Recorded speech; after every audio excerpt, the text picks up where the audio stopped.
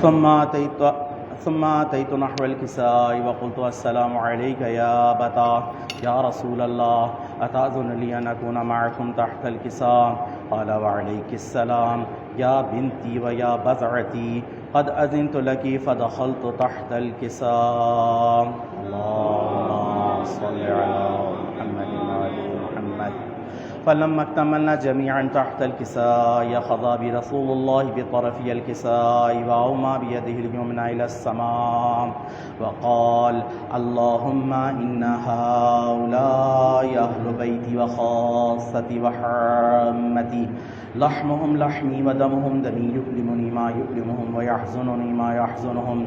أنا حرب لمن حاربهم وسلم لمن سالمهم وعدو لمن أعداهم ومحب لمن أحبهم. إنهم مني وأنا منهم. فاجعل صلواتك وبركاتك ورحمتك وغفرانك ورضوانك علي وعليهم وأذهب عنهم الرجس وطهرهم تطهيرا.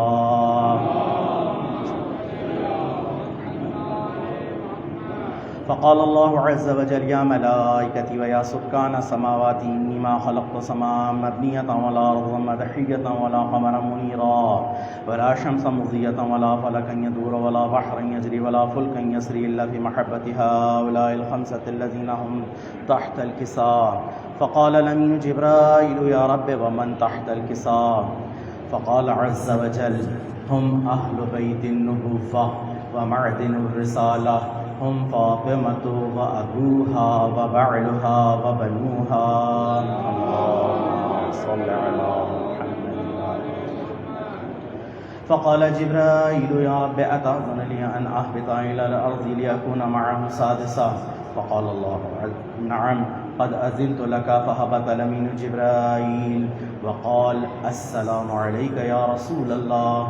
العلي الأعلى يقرأك السلام ويخصك بالتحية والإكرام ويقول لك وعزتي وجلالي إني ما خلقت سماء مبنية ولا أرضا مدحية ولا قمرا منيرا ولا شمسا مضية ولا فلكا يدور ولا بحرا يجري ولا فلكا يسري إلا لأجلكم ومحبتكم وقد أذن لي أن أدخل معكم فهل تأذن لي يا رسول الله؟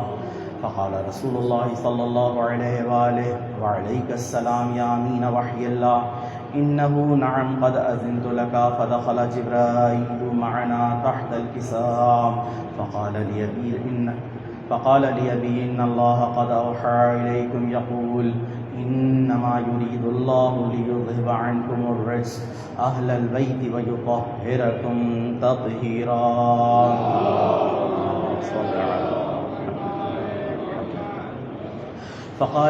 فقال علي لأبي يا رسول الله أخبرني ما لجلوسنا هذا تحت الكساء من الفضل عند الله.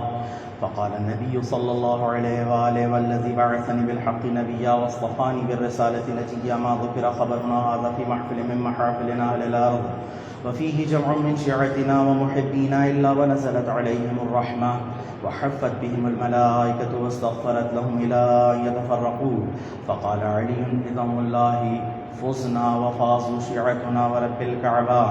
فقال النبي صلى الله عليه وآله ثانيا يا علي والذي بعثني بالحق نبيا واصطفاني بالرسالة نجيا ما ذكر خبرنا هذا في محفل من محافل أهل الأرض وفيه جمع من شيعتنا ومحبينا وفيهم مهموم إلا وفرج الله هما ولا مغموم إلا وكشف الله غما ولا طالب حاجة إلا وقضى الله حاجته. فقال علي إذا والله فزنا وسعدنا وكذلك شيعتنا فازوا وسعدوا في الدنيا والآخرة ورب الكعبة. اللهم صل على محمد وعلى محمد. إلهي وربي بحق زهرا وأبيها وبعلها وبنيها اللهم صل على محمد وآل محمد. إلهي بأخص صفاتك وبعز جلالك وبعظم أسمائك وبنور أنبيائك وبعصمة أوليائك وبدماء شهدائك وبمناجاة فقرائك نسألك زيادة في العلم وبركة في الرزق وصحة في الجسم ونورا في القلب وطولا في العمر وتوبة قبل الموت وراحة عند الموت ومغفرة بعد الموت ونجاة من النار ودخولا في الجنة وزوجنا من الحور العين آمين یا رب العالمین۔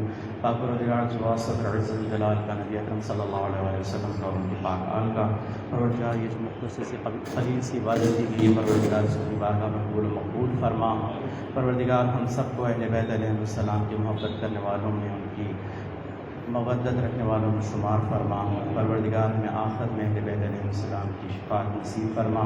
پروردگار حاضرین کی تمام جائز شرائع کی بارگاہ میں قبول مقبول فرما۔ پروردگار حاضرین میں جو بیمار ہیں، علیم ہیں، جو گھروں میں ہیں، اسپتالوں میں ہیں، پروردگار مومنین کی بیماریوں کو دور فرما، تمام مرحومین کی مغفرت فرما۔ اپنے اپنے مرحومین کو ذہنوں میں جگہ دیتے ہوئے شہداء اسلام، شہداء پاکستان، شہداء ملت جعفریہ کو، صدائے پیام حسینی کے مرحومین کو، حاضرین اپنے مرحومین کو، اور آج کی حدیث قصہ کے منتظمین کے مرحومین کو، میرے والد مرحوم کی آج برسی ہے، ان کو سب کو اپنے ذہن میں جگہ دیتے ہوئے ایک دفعہ سورہ الحمد اور 3 دفعہ سورہ اخلاص کی تلاوت کرنا۔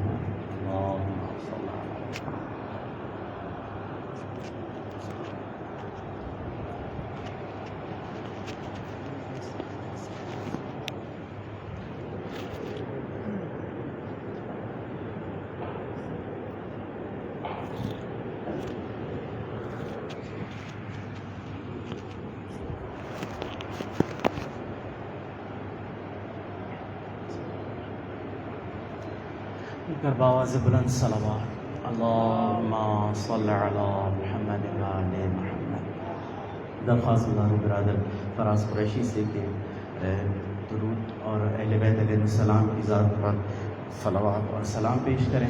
برادر فراز قریشی کی کر باواز بلند صلوات اللہم صل علی محمد و آل محمد۔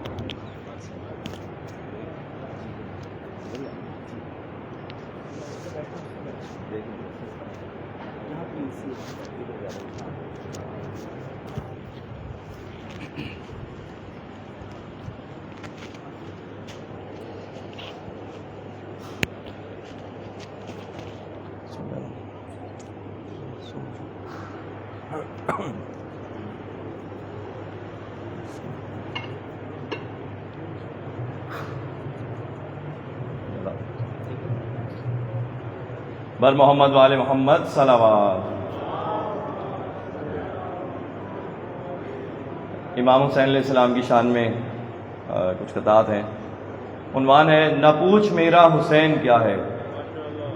نہ پوچھ میرا، بڑا خوبصورت کلام ہے، آپ کی توجہ کا طالب ہوں۔ امام حسین علیہ السلام کی ذات میں ایک بار بلند تر صلوات اللہم صلی علی محمد و آل محمد۔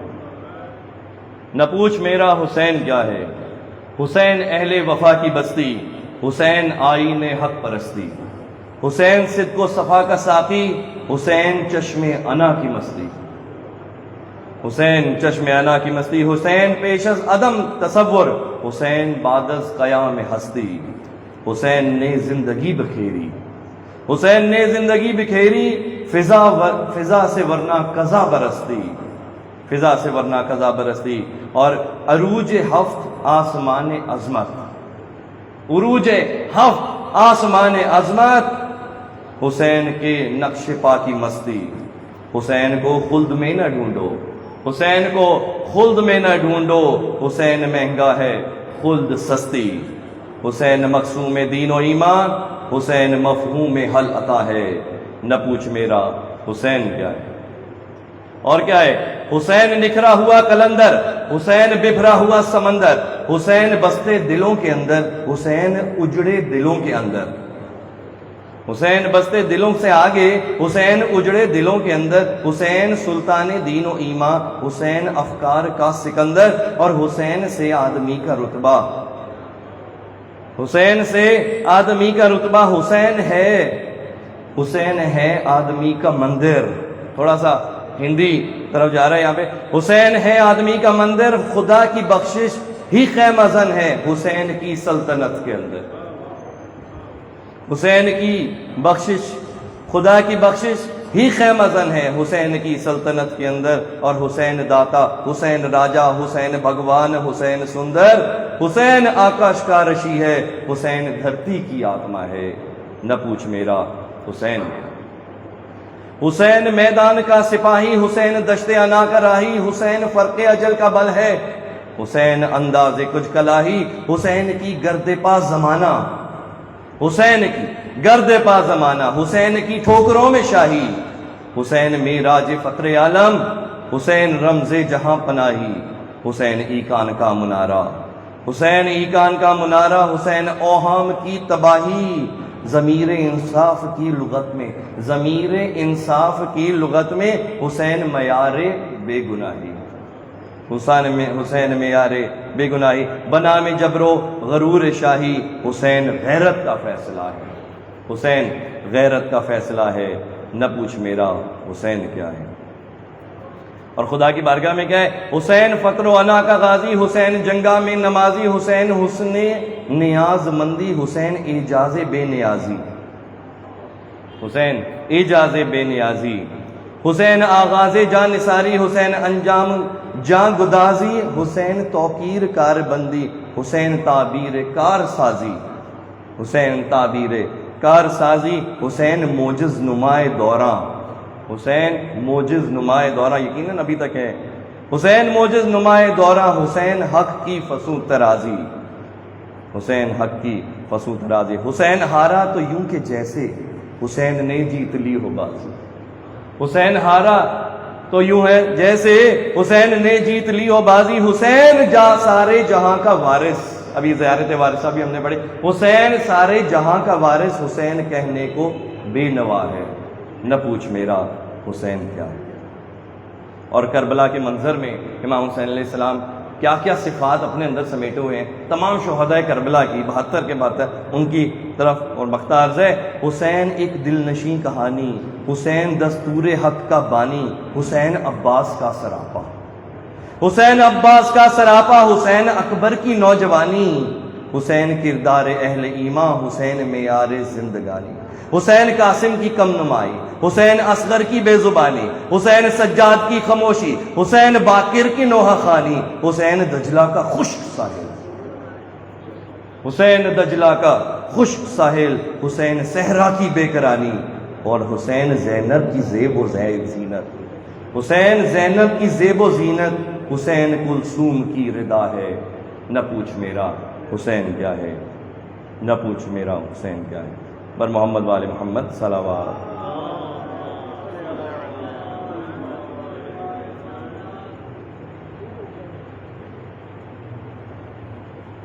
ایک مرتبہ پھر مل کے بلند تر صلوات۔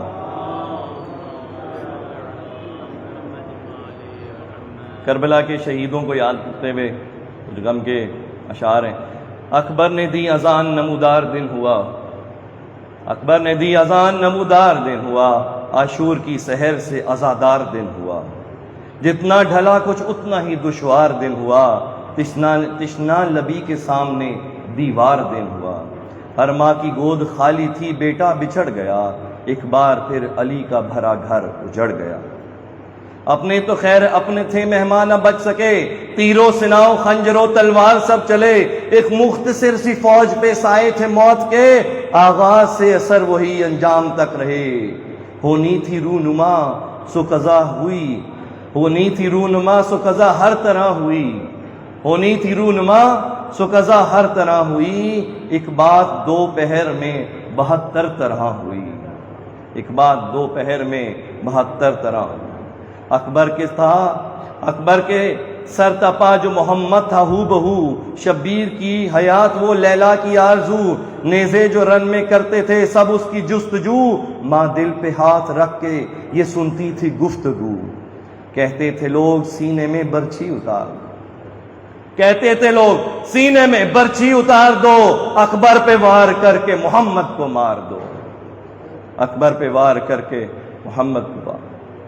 جس وقت رن میں شیر کے شانے اتر گئے، زینب تھی کہتی ہائے ستم کیا گزر گئے، جن پہ ردا تھی بال وہ مٹی سے بھر گئے، جن پہ ردا تھی بال وہ مٹی سے بھر گئے، عباس کی قضا ہوئی ہم لوگ مر گئے، عباس کی قضا ہوئی ہم لوگ مر گئے، ایسا دلیر بھائی بھلا کب نصیب ہے، اب مجھ سے بڑھ کے کون جہاں میں غریب ہے۔ ایسا دلیر بھائی بھلا کب نصیب ہے، اب مجھ سے بڑھ کے کون جہاں میں غریب ہے۔ اور قاسم کے کیا شگن ہوئے ہائے لب فرات، قاسم کے کیا شگن ہوئے ہائے لب فرات، ہر رسم خود نبھاتی رہی موت ساتھ ساتھ، ہر رسم خود نبھاتی رہی موت ساتھ ساتھ، اور ٹاپوں کی زد میں آ گئی فروا کی کائنات، ٹاپوں کی زد میں آ گئی فروا کی کائنات۔ چھوٹی سے ایک ردا میں سمائی تھی پوری ذات، چھوٹی سے ایک ردا میں سمائی تھی پوری ذات۔ مہندی تھی یا لہو تھا تنے پاش پاش پر، مہندی تھی یا لہو تھا تنے پاش پاش پر، گل کا گمان ہوتا تھا قاسم کی لاش پر۔ گلشن کے گل تو گل تھے کلی بھی نہ بچ سکی، اندھیرا مچ گیا تھا اندھیری تھی حد تھی زندگی، کڑکی کماں تو خیموں میں مادر سمجھ گئی، کڑکی کماں تو خیموں میں مادر سمجھ گئی، اپنے ہی خون سے بجھ گئی اصغر کی تشنگی، اپنے ہی خون سے بجھ گئی اصغر کی تشنگی۔ دنیا میں کچھ کہے بنا خاموش ہو گیا، آنکھیں کھلی ہی رہ گئی بے شوئی شیر سو گیا۔ دنیا میں کچھ کہے بنا خاموش ہو گیا، آنکھیں کھلی ہی رہ گئیں بے شیر سو گیا۔ اور ہائے وہ شام شام غریباں کہیں جسے، فرقت کا ایک پیام تھا صغرا کے واسطے، صغرا تو دور خط سے بھی اکبر نہ مل سکے، صغرا تو دور خط سے بھی اکبر نہ مل سکے، دیکھی ہے موت نے یہ اذیت قریب سے، اور اکبر کی لاش سے خط صغرا تھا اتنی دور، اکبر کی لاش سے خط صغرا تھا اتنی دور، قبر نبی سے تربت زہرا ہے جتنی دور۔ مقتارز ہے اکبر جناب ثانی زہرا کی تھی یہ بات، اکبر جناب ثانی زہرا کی تھی یہ بات، خنجر سے وار کرتا تھا شہ پہ وہ بد صفات، باندھے ہوئے حصار تھی میں تو نظر کے ساتھ، رکھے ہوئے تھے حلق پہ اماں نے اپنے ہاتھ، خنجر کے راستے میں جو شے آئی کٹ گئی، خنجر کے راستے میں جو شے آئی کٹ گئی، شبیر کا گلا میری بینائی کٹ گئی، شبیر کا گلا میری بینائی کٹ گئی۔ انا للہ و انا الیہ راجعون۔ بر محمد وآل محمد صلوات۔ آپ لوگ سب سے ایک گزارش ہے، ہمارے ایک دوست ہیں عزیز الرحمان اور مرید مہدی، اکثر آتے ہیں یہاں پہ، ان کے والد کا بھی آج انتقال ہوا ہے، تو ان کے لیے ابھی کچھ دیر میں ان کی جنازہ ہوگا، کچھ 10:30 بجے، تو ان کے لیے نماز وحشت قبر ذہن میں رکھیے گا، امید ہے کچھ 12 بجے تک ان کی تدفین ہو جائے گی، تو آپ لوگوں سے گزارش ہے ایک مرتبہ سورہ فاتحہ اپنے تمام مرحومین کو ذہن میں رکھتے ہوئے، شہدائے ملت اسلامیہ، تمام مرحومین مومنین و مومنات اور بالخصوص ان کے لیے ایک مرتبہ سورہ فاتحہ، 3 مرتبہ سورہ فاتحہ۔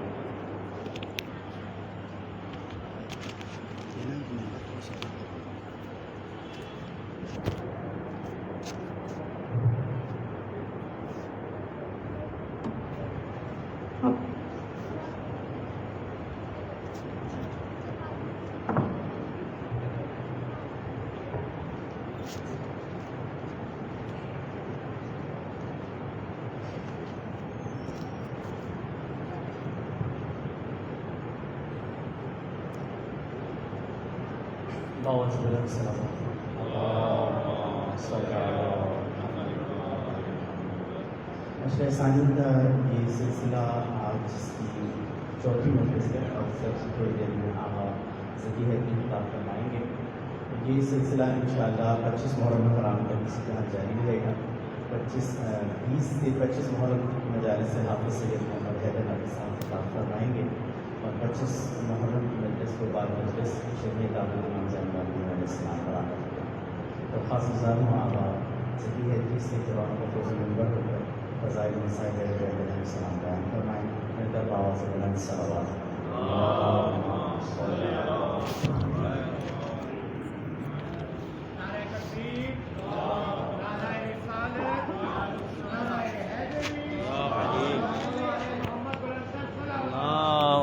صلی علی محمد و آل محمد وعجل۔ السلام علیکم ورحمۃ اللہ وبرکاتہ۔ اعوذ باللہ من الشیطان اللعین الرجیم، بسم الله الرحمن الرحيم رب اشرح لي صدري ويسر لي أمري واحلل عقدة من لساني يفقهوا قولي لا حول ولا قوة إلا بالله العلي العظيم سبحان الذي ألا في توحده ودنا في تفرده وجل في سلطانه وعظم في أركانه وأحاط بكل شيء علما وهو في مكانه وقهر جميع الخلق بقدرته وبرهانه حميدا لم يزل محمودا لا يزال ثم صلاة والسلام على سيدنا وحبيبنا وطبيب قلوبنا وشفيع ذنوبنا أبي القاسم محمد وآله الطيبين الطاهرين المعصومين المظلومين وأصحابه المنتجبين أما بعد فقد قال الله تبارك وتعالى في كتابه المجيد والفرقان الحميد وقوله الحق وهو أصدق الصادقين بسم الله الرحمن الرحيم وجعلناهم أئمة يهدون بأمرنا وأوحينا إليهم فعل الخيرات وإقام الصلاة وإيتاء الزكاة وقالوا لنا عابدين صلوات پر محمد وآل محمد. عزیزان محترم مومنین کرام، سلسلہ گفتگو سورہ انبیاء کی آیت نمبر 73 جس کا عنوان اس خمسے کا امامت اور عبودیت تھا، آپ کی خدمت میں 3 مجالس میں میں نے کچھ عرائض پیش کیے، آپ کا مظاہن رہا، جس میں ولایت کی تعریف ہوئی، امامت کی تعریف ہوئی، اس کے بعد معرفت کیا ہوتی ہے، معرفت کی منازل کیا ہوتی ہیں، یہ ساری چیزیں آپ کی خدمت میں نے عرض کی. اس کے بعد آج انشاءاللہ اس سلسلہ گفتگو کی 4تھی کڑی ہوگی، جس میں آپ کی خدمت میں ایک اور اہم چیز کہ امامت کے لیے معرفت لازمی ہے، اس پر تو گفتگو ہوئی، لیکن امامت اور اہل بیت کے ساتھ ایک دوسری چیز بہت لازم اور ملزوم ہے جو کہ کبھی ان سے جدا نہیں ہوتی، وہ ہے قرآن مجید. قرآن مجید اللہ تبارک و تعالی کا نبی صلی اللہ علیہ وآلہ وسلم کا معجزہ ہے. یہ صرف عبارت نہیں ہے، صرف الفاظ نہیں ہیں کہ عام کتب میں جیسے مردہ الفاظ ہوتے ہیں، نہیں، یہ الفاظ مردہ الفاظ کا مجموعہ نہیں، یہ اللہ کی کتاب ہے. اس کے اندر جو الفاظ ہیں وہ الفاظ نہیں ہیں، ایسی سواریاں ہیں جن پر ہدایت سوار ہو کر قلب مومن تک پہنچتی ہے. یہ قرآن ان الفاظ کا مجموعہ ہے. ایسے الفاظ ہیں جو حی ہیں، یموت نہیں ہے، حی ہے یعنی زندہ ہے، اور ایسی سواریاں ہیں جن پر مفہوم قرآن ہدایت سوار ہو کر قلب مومن تک پہنچتا ہے. اچھا، یہ معجزہ ہے جناب عالی. اب ہمارے ہاں قرآن معجزہ نہیں ہونا چاہیے. کیوں؟ کیونکہ پاکستان میں معجزہ یہ ہے کہ کوئی تابوت ہل رہا ہو تو کہتے ہیں یہ معجزہ ہو گیا. ہمارے ہاں تو تصور یہی ہے، معجزہ تو ہم اسی کو کہتے ہیں. اگر دیکھیں کہ علم میں کوئی لائٹنگ نظر آ رہی ہے علم میں، ہم کہتے ہیں جناب عالی یہ معجزہ ہے. ہماری اماں نے جو ہے نیاز بنائی، اس میں پنجہ نظر آ رہا ہے، یہ معجزہ ہے. ہمیں کبھی زحمت نہیں ہوئی کہ ائمہ علیہ السلام کی خدمت میں جا کر پوچھیں کہ مولا ہم نے جس چیز کو معجزہ قرار دیا ہوا ہے وہ واقعی معجزہ ہے بھی کہ نہیں، یہ ہم زحمت نہیں کرتے اپنی طرف سے۔ جو بھی سپر نیچرل ایکٹیویٹی، جو بھی انہونی چیز ہوتی ہے اس کو ہم معجزہ قرار دے دیتے ہیں۔ اگر ہم سے ہی پوچھیں کہ انڈیا میں بہت سارے جو ہیں بھگوان ہیں، پنڈت ہیں، آئے دن کچھ نہ کچھ انہونی چیز کر رہے ہوتے ہیں۔ ہم نے خود دیکھا ہے ایک ایسا پنڈت ہے جو اشارہ کرتا ہے ٹرین رک جاتی ہے، ساحر ہے، جادوگر ہے بھائی۔ جادوگر تو یہی کرے گا نا، سپر نیچرل ایکٹیویٹی کرے گا، فوق الفطرت چیز کرے گا نا، تو کیا ان کو بھی ہم معجزہ کہیں گے؟ اگر دیکھا جائے ہماری جو تاریخ ہے معجزے کی پاکستان کے اندر، اس لحاظ سے تو وہ بھی معجزہ ہے نا، لیکن نہیں کیونکہ ہندو کرتا ہے اس لیے ہم نہیں مانتے۔ بات تو وہی ہے، ثابت ہوا کہ ہمیں سمجھنا پڑے گا کہ معجزہ ہے کیا، اور وہ سمجھائیں گے کون؟ اللہ تبارک و تعالیٰ نے ہمیں 14 معصومین دے دیے، ہادی دے دیے، سارے علم کا خزانہ، لیکن ہماری سستی یہ ہے کہ ہم ان کی طرف جاتے ہی نہیں ہیں، ہم زحمت ہی نہیں کرتے۔ ہم میں سے کون ہے، شاید ہی کوئی ہو جس نے جا کر یہ سوال کیا ہو یا کوشش کی ہو کہ دیکھیں بھائی معجزہ ہوتا کیا ہے؟ ہوگا نا، ہم جو کہہ رہے ہیں بعض اوقات یہ ہوتا ہے ہم کر رہے ہیں چیز ہوتے ہیں، لیکن بعض اوقات وہ چیز غلط ہوتی ہے، تو ہمیں کنفرم تو کرنا چاہیے تھا نا۔ آپ نے نہیں کیا تو مسئلہ نہیں، اگر کسی نے کیا ہے تو بہت اچھی بات ہے۔ میں آپ کو بتلائے دیتا ہوں کہ ائمہ علیہ السلام، دین اسلام اور قرآن کس کو معجزہ کہتے ہیں، معجزہ ہے کیا؟ صلوات پڑھ دیجئے محمد و آل محمد۔ دیکھیے معجزے کا لفظ علمی گفتگو ہے، ماشاءاللہ سے آپ کی تعداد جو ہے وہ بڑی اچھی ہے علمی گفتگو کے لیے۔ آج تک جو میں نے علمی گفتگو کی ہے اس میں علمی گفتگو میں اتنی ہی تعداد ہوتی ہے، تو پریشان ہونے کی مجھے بھی ضرورت نہیں ہے، آپ کو بھی ضرورت نہیں ہے۔ معجزہ کیا ہے سمجھ لیجئے، آج کے بعد ہر ایک کو بتلائیے گا کہ خدا را آپ سے دستبستہ گزارش ہے بھائی، معجزے کا مذاق مت اڑائیے، کم از کم آئیے ائمہ علیہ السلام سے پوچھ تو لیجئے کہ معجزہ ہوتا کیا ہے۔ جب ائمہ علیہ السلام کے پاس جاتے ہیں تو وہ فرماتے ہیں کہ معجزے کا لفظ عجز سے نکلا ہے، عجز یعنی عاجز کر دینا، لاجواب کر دینا، یہ ہے معجزے کی معنی۔ ایسی فوق الفطرت ایکٹیویٹی، ایسی سپر نیچرل ایکٹیویٹی جو سامنے والے کو لاجواب کر دے، اس کو کہتے ہیں معجزہ۔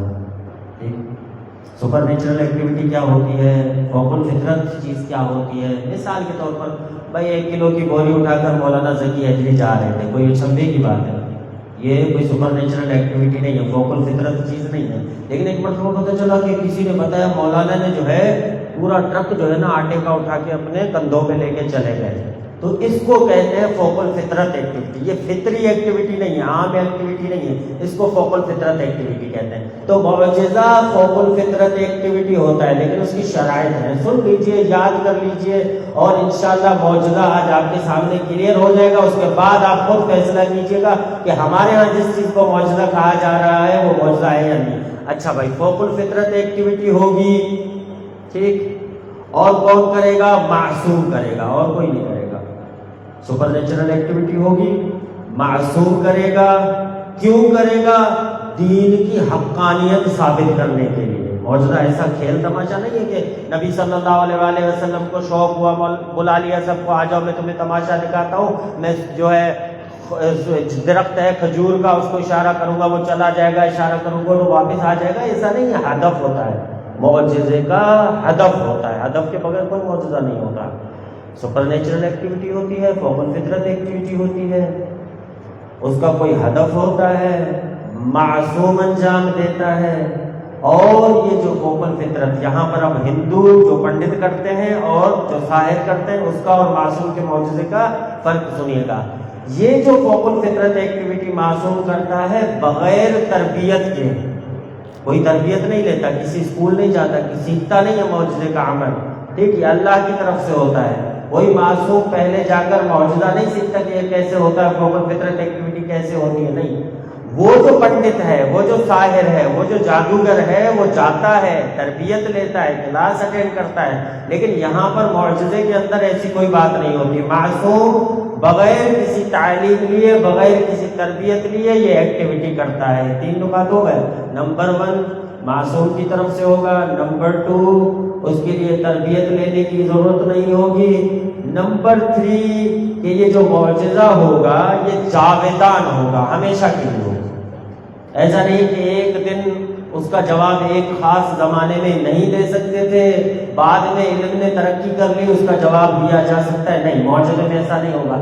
ایک مرتبہ حضرت موسیٰ علیہ السلام نے جب ان کے سامنے ساحران کے سامنے اپنا عصا پھینکا اور وہ بڑا اژدہا بن گیا، تو بس اب موسیٰ کے بعد کسی میں یہ صلاحیت نہیں ہے کہ یہ کر پائے، جاویدانیت ہوتی ہے۔ معجزہ فوق الفطرت ایکٹیویٹی ہوتی ہے، اس کے اندر جو ہے بغیر کسی تربیت کے معصوم انجام دیتا ہے۔ سب سے امپورٹنٹ نقطہ اس کے اندر ہدف ہوتا ہے، بغیر ہدف کے نہیں، کھیل تماشا نہیں ہوتا۔ آخری نقطہ اس کے اندر چیلنج ہوتا ہے، جب معصوم یہ معجزہ کرتا ہے اس کے بعد سامنے والوں کو کہتا ہے یہ کر کے دکھاؤ، اگر تمہارے اندر ہمت ہے تو کوئی بھی جواب نہیں دے سکتے۔ اور سب سے بڑا معجزہ قرآن کا ہے، قرآن نے متعدد بار چیلنجز کیے ہیں، غور کیجیے گا کیسے چیلنجز کیے ہیں۔ قرآن کی خاصیت یہ ہے کہ اس کے جو چیلنجز ہیں ان کے اندر بھی جو چیلنج ہے اس کے اندر بھی دو خصوصیات ہیں، ایک کمیت کے لحاظ سے، کوانٹٹی کے لحاظ سے، اور ایک کیفیت کے لحاظ سے۔ دیکھیے آپ کسی بھی چیز کو جج کرتے ہیں نا جب، تو یا تو اس کی کوانٹٹی کے لحاظ سے دیکھتے ہیں، کوئی کتاب ہے مثال کے بھائی اس کی کتنی جلدیں ہیں، کہا کہ بھیا اس کی 12 جلدیں ہیں، 100 جلدیں ہیں، 200 جلدیں ہیں، بہت بڑی ضخیم کتاب ہے، یہ ہو گئی اس کی کوانٹٹی وائز اسیسمنٹ۔ ایک ہوتی ہے کوالیٹیٹیو اسیسمنٹ، آپ کیفیت کے لحاظ سے دیکھتے ہیں۔ اب قرآن دونوں معیارات پر پورا اتر رہا ہے۔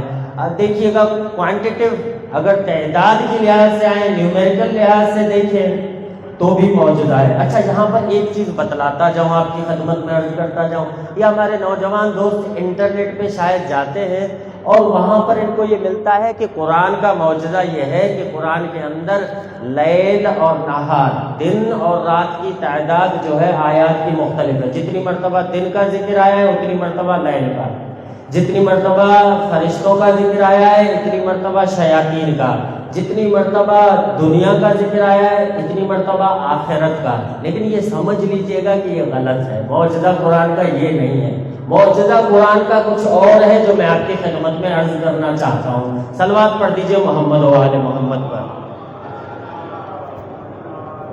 کوانٹٹی کے لحاظ سے اگر دیکھیں، نیومیریکل جسے میتھمیٹیکل ریاضی کے لحاظ سے اگر دیکھیں، کیلکولیشن کے لحاظ سے اگر دیکھیں تو قرآن کے اندر معجزہ ہے۔ قرآن نے آواز دی، قُلْ لَئِنِ اجْتَمَعَتِ الْإِنسُ وَالْجِنُّ عَلَىٰ أَن يَأْتُوا بِمِثْلِ هَٰذَا الْقُرْآنِ لَا يَأْتُونَ بِمِثْلِهِ۔ اللہ تبارک و تعالیٰ نے آواز دی کہ اگر سارے انسان اور جن جمع ہو جائیں، مل جائیں اور کوشش کریں کہ ایسا قرآن لائیں تو نہیں لا سکتے۔ کمال کی بات اس آیت کے اندر دیکھیے، کمال کی بات یہ ہے کہ اللہ تبارک و تعالیٰ پورے قرآن لانے کا چیلنج کر رہا ہے۔ میں نے کہا تھا نا معجزے کے اندر معجزہ چیلنج کرتا ہے، معجزے کی ایک علامت یہ ہوتی ہے کہ وہ چیلنج کرتا ہے طرف مخالف کو۔ اب قرآن نے چیلنج کیا لیکن اس کے اندر معجزہ کہاں ہے؟ معجزہ دیکھیے گا، قرآن نے جب کہا کہ اگر تم مشرکین سمجھتے ہو کہ یہ میرے نبی نے خود اپنے ہاتھ سے لکھی ہے تو تم ایسا کوئی قرآن لا کر دکھا دو۔ اس جو قرآن کی اس آیت کی جو جگہ ہے وہ سورہ بنی اسرائیل ہے۔ سورہ بنی اسرائیل کو اگر جا کر دیکھیں گے تو وہ ہے 15ویں پارے کے اندر، پورے قرآن کا سینٹر ہے، اس طرف کا بھی دعویٰ اس طرف کا بھی دعویٰ۔ نیومیریکلی یہ ایک بڑا امپورٹنٹ نقطہ ہے قرآن کے اندر کہ قرآن نے جب چیلنج کیا پورے قرآن کا تو بالکل بیچ میں قرآن کے کھڑے ہو کر اعلان کیا کہ اگر لا سکتے ہو تو لا کر دکھا دو۔ صلوات پڑھیے محمد و آل محمد پر۔ کمال کی بات ہے نا۔ اچھا اس کے بعد یہ کہا کہ پورا قرآن، سورہ بنی اسرائیل کے اندر کہا کہ اگر پورا قرآن لا سکتے ہو تم جن اور انس مل کر بھی تو تمہیں چیلنج ہے، تم نہیں لا سکتے۔ اچھا اس کے بعد پورے قرآن کی بات نہیں کی، 10 آیات کی بات کی۔ 10 آیات کی سورہ ہود میں آواز دی، قل فأتوا عشر سورۃ فی عشر سور میں مثلہ، ٹھیک ہے، اگر تم سمجھتے ہو یہ قرآن محمد کا لکھا ہوا ہے تو ایسی 10 آیات لا کر دکھا دو. پہلے پورا قرآن تھا, پورے قرآن کا چیلنج کیا تھا. اگر تم سمجھتے ہو یہ قرآن غلط ہے, معاذ اللہ ثم معاذ اللہ, نبی نے اپنے ہاتھ سے لکھا ہے, تو تم پورا قرآن لا کر دکھا دو. یہاں پورا قرآن لانے کی بات نہیں کی, یہاں کیا کہا کہ 10 آیات لا کر دکھا دو. اور کمال کی بات یہ ہے کہ یہ جو آیت ہے جو کہہ رہی ہے کہ ایسی 10 صورتیں, 10 سور جمع ہے صورتوں کا, 10 صورتیں لا کر دکھا دو, یہ اس جگہ پر ہے چیلنج سورہ ہود کے اندر. اور سورہ ہود کو جب آپ جا کر دیکھیں گے تو سورہ ہود 11واں سورہ ہے, اس سے پہلے 10 سورہ ہیں. یہ بھی ایک قرآن کا معجزہ ہے کہ 11ویں سورت کے اندر آ کر یہ چیلنج کیا کہ اگر تم کوئی 10 سورت لا کر دکھا سکتے ہو تو لا کر دکھا دو. تو یہ بھی ایک معجزہ ہے. صلوات پڑھیے محمد و آل محمد پر. اچھا, یہ میں نیومیریکل جو کوانٹٹی کے لحاظ سے معجزے ہیں ان کی بات کر رہا ہوں, کوالٹی کے معجزے ابھی آگے آئیں گے. اچھا, پورا قرآن لا کر دکھا دو, چیلنج کیا سورہ بنی اسرائیل کے اندر. 10 آیات لا کر دکھا دو, 11ویں سورہ کے اندر آ کر یہ چیلنج کیا کیونکہ اس سے پہلے 10 سورہ تھیں.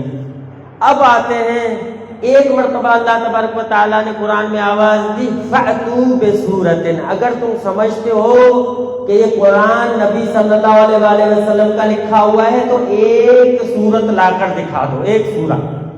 پہلے پورا قرآن, اس کے بعد 10, اس کے بعد اب ایک. اور اس ایک کا جو چیلنج کیا ہے وہ کہاں کیا ہے؟ سورہ بقرہ کے اندر. کیوں؟ سورہ بقرہ سے پہلے صرف ایک سورہ ہے, سورہ الحمد. صلوات پڑھیے محمد و آل محمد پر. تو قرآن کو جو دیکھنے کی ضرورت ہے وہ انٹرنیٹ پہ جو بھی مواد رکھا ہوا ہے اس سے یہ ثابت نہیں ہوتا. یہ مثال کے طور پر کہہ دیا کہ بھائی قرآن کا یوم کا جو لفظ آیا ہے وہ 365 بار آیا ہے. کون سی بڑی بات ہے؟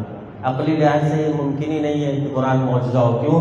کیونکہ ہمارے جو اسلامک کیلنڈر کے تو 365 دن ہوتے ہی نہیں, اس میں تو 355 دن ہوتے ہیں یا کم اوپر نیچے ہوتا رہتا ہے. ٹھیک, تو سال کا جو 365 کا دن ہے وہ تو ان کا کیلنڈر ہے, جو کرسچینٹی کا کیلنڈر ہے. اس کے مطابق آپ کیسے کہہ سکتے ہیں کہ قرآن اس لیے معجزہ ہے کہ اس میں یوم 365 مرتبہ آیا؟ یہ ہمارے دوستوں کو بتلا رہا ہوں. یہ دوست ہمارے جاتے ہیں استدلال کرتے ہیں, بہت ساروں کو میں نے دیکھا ہے بھائی قرآن کے اندر یہ لفظ اتنی بار استعمال ہوا اس لیے یہ معجزہ ہے. ایسا کچھ بھی نہیں ہے, ان غلط فہمی میں مت پڑیے گا. قرآن علم کا معجزہ ہے, نبی کا معجزہ ہے, اور اس کو اگر آپ پڑھیں گے تو ہی آپ کو معجزہ پتہ چلے گا. ورنہ باہر سے بیٹھ کے اتنی مرتبہ یہ آیا, اتنی مرتبہ یہ آیا, تو اس سے کچھ ہونے والا نہیں ہے. صلوات پڑھ دیجئے محمد و آل محمد پر. اچھا, یہ تو ہو گیا کوانٹٹی کے لحاظ سے, تعداد کے لحاظ سے کہ قرآن معجزہ ہے اور اس نے ہر آیت کو بڑا ہی چھان بھٹک کر ایک جگہ دی ہے. اب کوالٹی کے لحاظ سے دیکھتے ہیں اس کتاب کی کوالٹی کیا ہے, کیفیت کیا ہے, کتنی طاقتور کتاب ہے یہ. اللہ تبارک و تعالیٰ نے قرآن میں آواز دی لو انزلنا ھذا القرآن علی جبل لرأیتہ خاشعا. اگر ہم اس قرآن کو ایک پہاڑ پر نازل کر دیتے تو وہ پہاڑ ریزہ ریزہ ہو جاتا.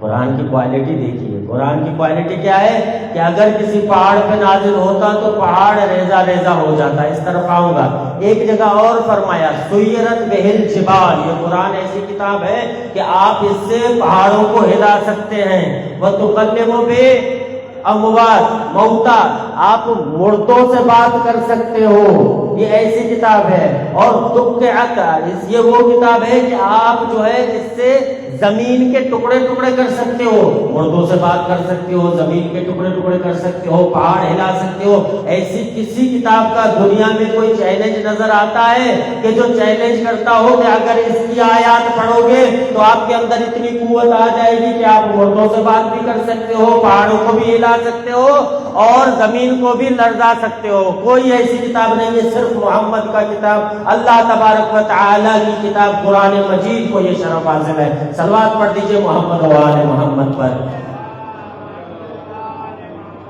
لو انزلنا ھذا القرآن علی جبل لو انزلنا ھذا القرآن علی جبل لرأیتہ خاشعا. اگر یہ قرآن کسی پہاڑ پر نازل ہو جاتا تو آپ دیکھتے کہ وہ پہاڑ لرزہ لرزہ ہو جاتا. ہمارے لیے نازل ہوا ہے نا قرآن. یہ اللہ تبارک و تعالی ہمیں دعوت فکر دے رہا ہے کہ میاں دیکھو اگر اس پہاڑ پر بھی اس کو نازل کر دیتے تو وہ پہاڑ لرزہ لرزہ ہو جاتا، ریزہ ریزہ ہو جاتا. ہم نے تمہارے لیے قرآن بھیجا ہے اور تم پر کوئی اثر ہی نہیں پڑتا. یہ ہمارے لیے دعوت فکر ہے. اس لیے نہیں کہ صرف قرآن جو ہے یہ اس کا ہم کہیں کہ یہ کیفیت کے لحاظ سے ایک دلیل ہے، نہیں، یہ ایک دعوت فکر ہے. ہمارے ہاں قرآن کیا ہے؟ دیکھیں قرآن کی ایک آیت اور یاد آ گئی. قرآن میں اللہ تبارک و تعالیٰ فرماتا ہے، رسول اللہ صلی اللہ علیہ وآلہ صلوات پڑھ دیجئے محمد وآل محمد. نبی صلی اللہ علیہ وآلہ وسلم اپنی امت کی شکایت کرتے ہیں. قرآن کی آیت بن گئی وہ شکایت. اللہ تبارک و تعالیٰ نے اس کو قرآن کا حصہ بنا دیا. کیا فرمایا نبی صلی اللہ علیہ وآلہ وسلم نے؟ یا رب ان قومی اتخذوا ھذا القرآن مہجورا. قرآن کیا ہے؟ میں قرآن پڑھ رہا ہوں، ایسا نہیں کہ حدیث ہو. نہیں، حدیث نہیں ہے، قرآن ہے. یا رب ان قومی اتخذوا ھذا القرآن مہجورا. اے میرے مالک، اے میرے رب، میری اس قوم نے قرآن کو مہجور کر دیا تھا، قرآن کو بھلا دیا تھا. کون سی قوم؟ بنی اسرائیل کی؟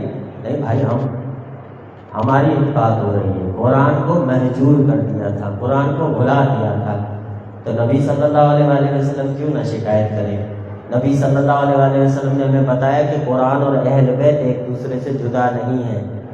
یہ حوض کوثر تک ایک دوسرے کے ساتھ رہیں گے، قیامت تک ساتھ رہیں گے. دونوں کو ساتھ لے کر چلنا ہے. ہم نے کیا کیا؟ اہل بیت تو لے لیے لیکن قرآن کو ہم نے مہجور کر دیا. نہیں، آپ کہیں گے جناب کہاں مہجور کیا ہم نے؟ لوہے قرآنی ہم دکان پہ رزق کے لیے لگاتے تو ہیں. ہماری بچی کی شادی ہوتی ہے تو اس کے سر پہ قرآن رکھتے ہیں نا. ہاں، بچی کے سر پہ قرآن رکھ دینے سے سمجھ لیجئے برکت آ گئی. نہیں آئی، معذرت کے ساتھ. یہ بالکل اسی طرح سے ہے جیسے آپ سیب کی ٹوکری جو ہے نا کسی کے سر پہ رکھ دیں اور سمجھ لیں کہ بندے کو طاقت آ جائے گی، اس کا کوئی اثر ہوگا، سیب کا کوئی اثر ہوگا. نہیں بھائی، سر پہ ٹوکری رکھی ہوئی ہے، جب تک کھائیں گے نہیں نا تب تک اثر نہیں ہوگا. تو قرآن بھی اس طرح سے سر پہ رکھنے سے کچھ نہیں ہوگا. یہ خوش ہو گئے، بیٹی کو قرآن پڑھنا آتا نہیں، پوری زندگی گزر گئی، اب اس کی شادی ہو رہی ہے، اس کو قرآن کی عبارت پڑھنا نہیں آتی، سر پہ قرآن رکھ دیتے تھے، مسئلہ حل نہیں ہوگا کہ یہ رکھ دیا تو اب قرآن اس پہ برکت ڈالے گا. ایسا کچھ بھی نہیں ہے. اس غلط فہمی میں مت رہیے گا کہ قرآن جو ہے سر پہ رکھنے سے اثر کرے گا. کچھ بھی نہیں ہوگا قرآن کا. جب تک پڑھیں گے نہیں، جب تک سمجھیں گے نہیں، سر سے لے کر اس ذہن کے اندر جب تک نہیں ڈالیں گے تو قرآن آپ کی زندگی میں کوئی اثر نہیں کرے گا. صلوات پڑھیے محمد وآل محمد. اور اس کے اوپر ہمارے جیسے مولوی، ہم بھی قصوروار ہیں اس میں آپ کو نہیں قصوروار کا، قوم کا قصور نہیں ہے، ہمارا بھی قصور ہے. ہم نے کہہ دیا جناب قرآن آپ کو سمجھ میں نہیں آئے گا. سب نے سنا ہوگا یہ، ماشاءاللہ کتنا مشہور جملہ ہے، سب نے سنا ہوگا. بھئی قرآن تم پڑھو گے تو تمہیں سمجھ میں نہیں آئے گا. ارے مولوی صاحب، دست بستہ گزارش ہے، قرآن خود کہہ رہا ہے کہ ھدی للناس ہے. ھدی للناس ہے نا، قرآن خود کہہ رہا ہے یہ ھدی للناس ہے، عام انسانوں کے لیے ہدایت ہے. اور مولوی صاحب کہتے ہیں کہ آپ کو سمجھ میں نہیں آئے گا. قرآن کہہ رہا ہے یہ آیات بینات ہیں، واضح آیات ہیں. قرآن کہہ رہا ہے فَإِذَا قُرِئَ الْقُرْآنُ فَاسْتَمِعْ لَهُ. جب بھی قرآن کی تلاوت ہو تو اس کو غور سے سنو. کیوں غور سے سنو؟ تاکہ سمجھو. افلا تعقلون افلا تدبرون. قرآن میں تدبر کیوں نہیں کرتے؟ قرآن کو سمجھتے کیوں نہیں ہو؟ اور ہمارے مولوی صاحب کہتے ہیں کہ جناب آپ کو سمجھ میں نہیں. یہ ہماری سازش ہے ہم مولویوں کی. پتہ ہے آپ کو قرآن سے دور رکھنے کی کوشش کر رہے ہیں. پتہ ہے کیوں؟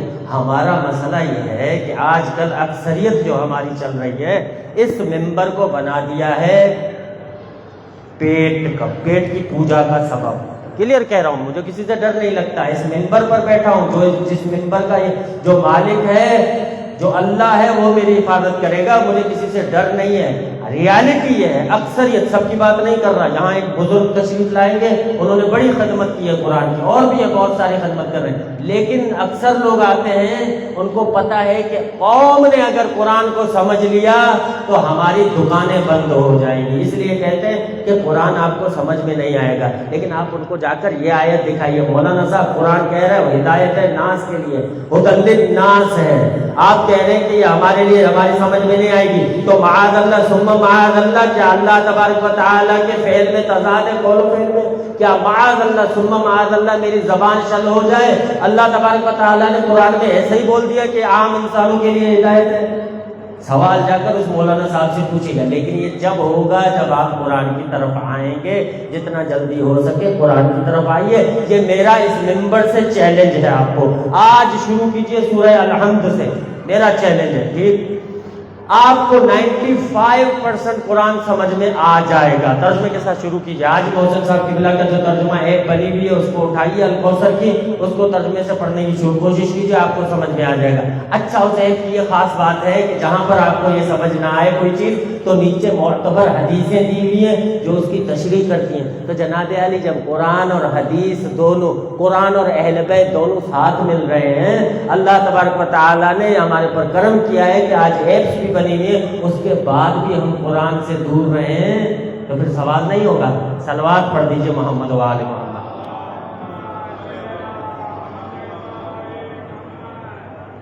قرآن کے خلاف کوششیں کی گئی بہت زیادہ۔ ایک مثال دوں، قصہ یاد آ گیا مجھے۔ جب قرآن نازل ہوا تو انہوں نے بڑی کوششیں کی۔ شعراء تو تھے، عکاظ کا جو بہت بڑا میلہ لگتا تھا، یہ شاعر تھے، ادیب لوگ تھے، سخنور تھے، عرب کے لوگ بڑے پڑھے لکھے تھے۔ تو انہوں نے کیا کیا کہ پتہ چلا کہ کوئی کتاب محمد صلی اللہ علیہ وسلم لا رہے ہیں۔ کہا اچھا لانے دو، کتاب کیا ہے، سخنور تو ہم ہیں، اس کا جواب لکھ دیں گے۔ یہ سوچ رہے تھے کہ اس کا جواب لکھ دیں گے، کوئی بڑا مسئلہ نہیں ہے، لانے دو، محمد کو قرآن لا رہے تو کون سی بڑی بات ہو گئی، لے آئے گے۔ اچھا، اب قرآن جب آنا شروع ہوا اور محمد صلی اللہ علیہ وسلم اس کی تلاوت کرتے تھے تو انہوں نے اپنے خاص بندے کو بھیجا، بہت بڑا شاعر تھا، ٹھیک، اس کو بھیجا کہ ذرا جا کر سنو اور اس کا رد لکھو۔ یہ گیا وہاں پر اور جب سنا تو واپس آ گیا، آ کر کہنے لگا میں بہت بڑا ادیب ہوں بھیا، لیکن یہ کوئی اور ہی چیز ہے، یہ کوئی اور چیز۔ کہا کہ پاگل، ابو جہل نے کہا ایک پاگل ہو گیا ہے، محمد کا اثر ہو گیا۔ نبی صلی اللہ علیہ وسلم کو معاذ اللہ ساحر سمجھتے تھے، جادوگر سمجھتے تھے۔ کہا کہ یہ پاگل ہو گیا ہے، اس کو چھوڑ دو۔ پھر دوسرا بندہ بھیجا، وہ بھی ایسے ہی اللہ اللہ کرتا ہوا واپس آیا۔ ایک دو بندوں نے کہا کہ بھائی کوئی بڑی بات نہیں ہے، انہوں نے کہا ابو جہل کو خوش کرنے کے لیے، چاپلوسی ہے نا، کہا کہ کون سی بڑی بات ہے، ہاں ہاں ہم اس کا جواب لکھ دیں گے۔ کہا اچھا، یہ عرب سارے بیٹھے ہوئے، سارے مشرکین مکہ جو ہے نا، پوری کیبنٹ پوری بیٹھی ہوئی ہے۔ کہا کہ اچھا جواب لکھ سکتے ہو، چلو جواب لکھ دو۔ اگلے میلے میں، آج عکاظ کا میلہ چل رہا ہے، ہر سال عکاظ کا میلہ ہوتا تھا مکے کے اندر۔ کہا کہ اس میلے کے اندر تو تم نہیں کر سکتے، ٹائم چاہیے، اگلے عکاظ کے میلے تک تمہیں ٹائم ہے، اگلے سال آنا، اس کا رد لکھ کے آنا۔ آئے، السلام علیکم، وعلیکم السلام۔ یہ تو ہماری، میں اپنی طرف سے کہہ رہا ہوں، وہ تو سلام خیر نہیں کرتے تھے، بہرحال دعا سلام ہوئی، بیٹھے۔ ہاں بھائی، آپ کو ایک اسائنمنٹ دیا تھا جو کہ آپ نے خود لیا تھا، قرآن کو آپ رد کر کے آؤ گے، 1 سال گزر گیا، کچھ لائے ہو؟ کہنے لگے بہت کوشش کی بھیا لیکن کچھ ملا نہیں ہے، لیکن 1 سال کا اور ٹائم سے۔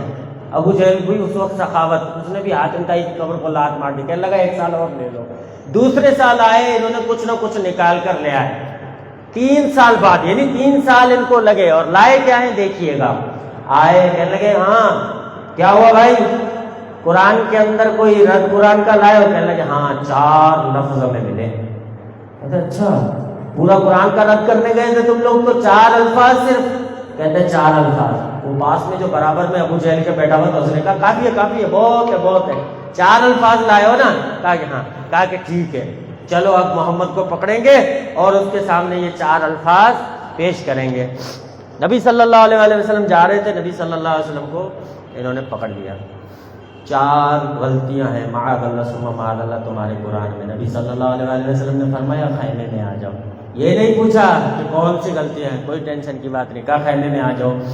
خیمے میں آئے، کہا کہ سب سے بڑا ادیب جو تمہارا ہے اس وقت، جو سب سے بڑا ادیب ہے اس کو بلاؤ، ٹھیک؟ وہ آیا۔ اچھا، کہا کہ اب جو ہے غلطیاں بتانا شروع کرو۔ کہا کہ غلطی جناب علی 4 غلطیاں، جو زبان، جو الفاظ استعمال ہوئے وہ عرب کی لغت کے اندر استعمال نہیں ہوتے۔ پہلا، یہ کیا کرتے ہیں، لفظ حضوا، ٹھیک، کہ آیات کا، قرآن کی ایک آیت ہے، ٹھیک، کہ یہ کیا کرتے ہیں، یتخذون بآیات اللہ ہزوا، یہ اللہ تبارک و تعالیٰ کی آیتوں کا مذاق اڑاتے ہیں، تمسخر کرتے ہیں، ٹھیک، یعنی مذاق اڑاتے ہیں، ہزوا یعنی مذاق اڑانا۔ کہا کہ بھیا ہزوا نہیں ہوتا، استہزاء ہوتا ہے، ہزوا ہمارے یہاں استعمال نہیں ہوتا۔ غور کیجیے، الفاظ یاد رکھیے گا۔ پہلا اعتراض قرآن پر کہ ہزوا استعمال نہیں ہوتا۔ اچھا، نبی صلی اللہ علیہ وسلم نے پوچھا دوسرا لفظ کیا ہے؟ کہا کہ آپ نے جو ہے کبارہ کا لفظ استعمال کیا قرآن میں کبارہ کا لفظ استعمال ہوا ہے، ہمارے یہاں تو کبارہ نہیں ہوتا، کبیر ہوتا ہے، یعنی بڑا۔ کبارہ نہیں کہتے، کبیر کہتے ہیں بڑے کو۔ کہا کہ اچھا اور کوئی اعتراض؟ کہا کہ ہاں اور بھی ایک اعتراض، دو ہیں۔ لشیء عجیب، لشیء عجاب، ہمارے ہاں لشیء عجیب ہوتا ہے، عجاب نہیں ہوتا، ٹھیک، عجاب جو ہے لغت میں استعمال نہیں ہوتا، اور لشیء بھی استعمال نہیں ہوتا، شے ہوتا ہے۔ چار الفاظ ہو گئے۔ کون سے اعتراض تھے ان کے؟ ہزوا، کبارہ، لشیء اور عجاب، یہ چاروں چیزیں نبی صلی اللہ علیہ وسلم کا چار ہی اعتراض ہے نا، ٹھیک ہے۔ اب اس کو بلائیے اپنے سب سے بڑے ادیب کو۔ زید نامی ایک بوڑھا تھا، کہتے ہیں کہ بہت بڑی عمر کا تھا، 95 ایئرس، 95 سال کا بوڑھا، وہ آیا لاٹھی پہ اور بڑا ادیب تھا عرب کا، کہا کہ یہ ہمارے سب سے بڑے ادیب ہیں، خیمے میں بیٹھا۔ اب نبی صلی اللہ علیہ وسلم تشریف فرما تھے، جیسے ہی یہ آیا، حالانکہ بوڑھا تھا لیکن نبی صلی اللہ علیہ وسلم اس کے لیے اٹھے نہیں، ٹھیک، یہ آیا بیٹھ گیا۔ جب یہ بیٹھا تو نبی صلی اللہ علیہ وسلم کھڑے ہو گئے۔ اب یہ پریشان ہو گیا تو وہ بڈھا بھی کھڑا ہو گیا۔ اچھا، جب وہ بڈھا کھڑا ہوا تو نبی صلی اللہ علیہ وسلم بیٹھ گئے، ٹھیک، تو وہ بھی بیٹھ گیا۔ پھر نبی صلی اللہ علیہ وسلم کھڑے ہو گئے تو وہ بھی کھڑا ہو گیا۔ یہ اٹھک بیٹھک چلتی رہی۔ اس نے ایک جملہ کہا، کہے کہ محمد اتتخذونی ہزوا، کیا تم میرا مذاق اڑانا چاہتے ہو؟ کیا تم میرا مذاق؟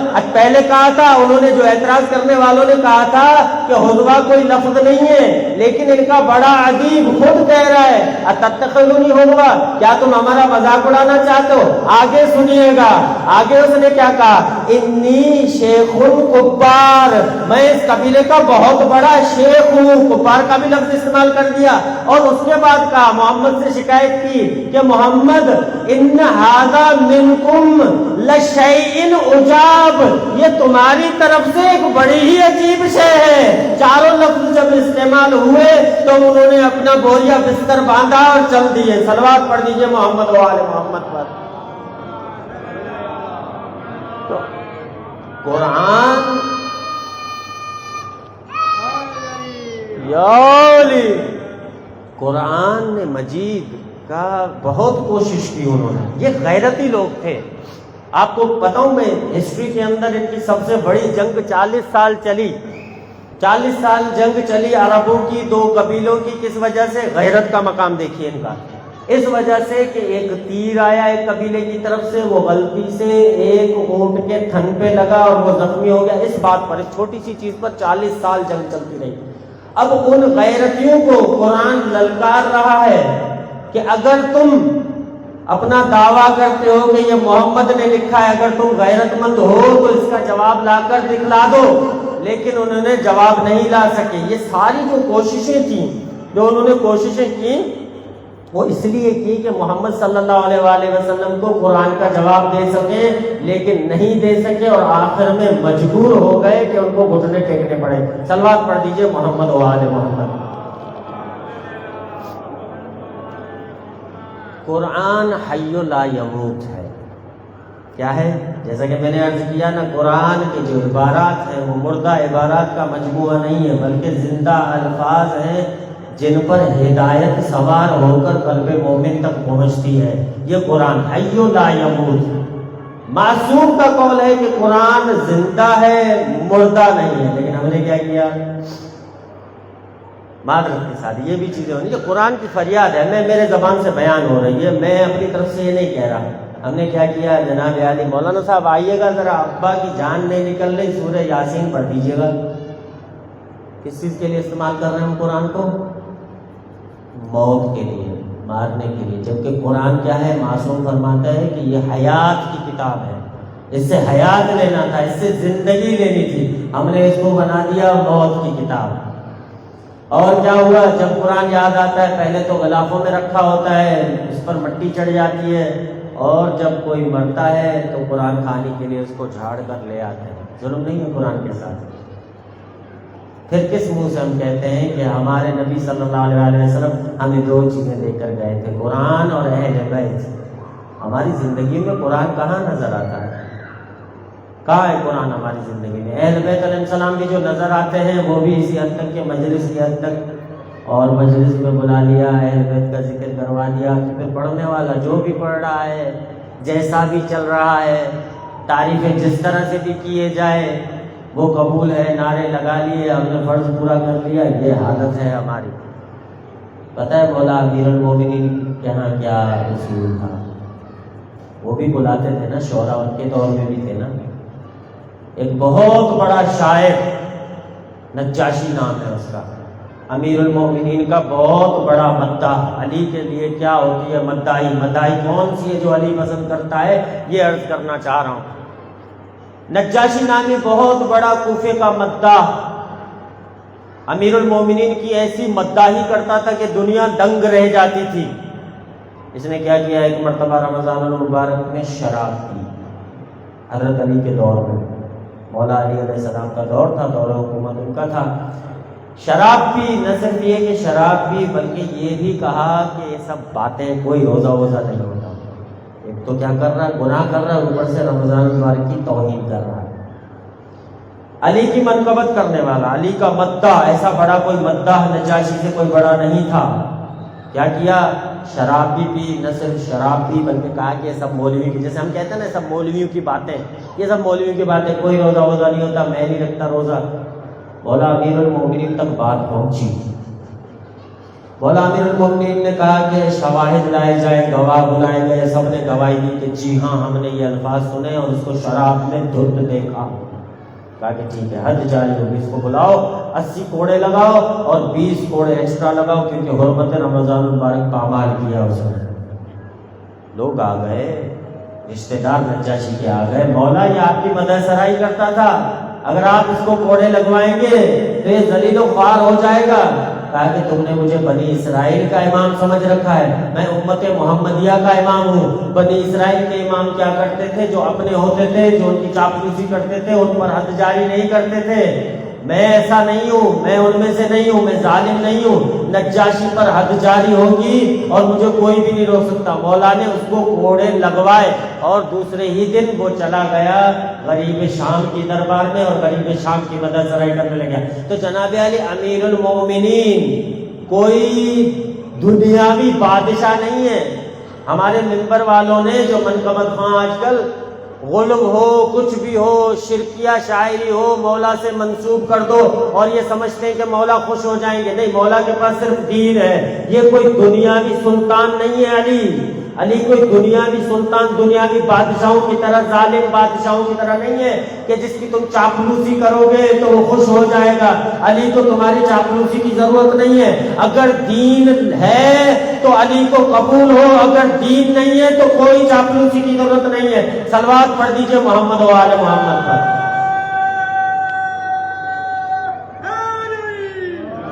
علی امیر المؤمنین، اللہ اکبر۔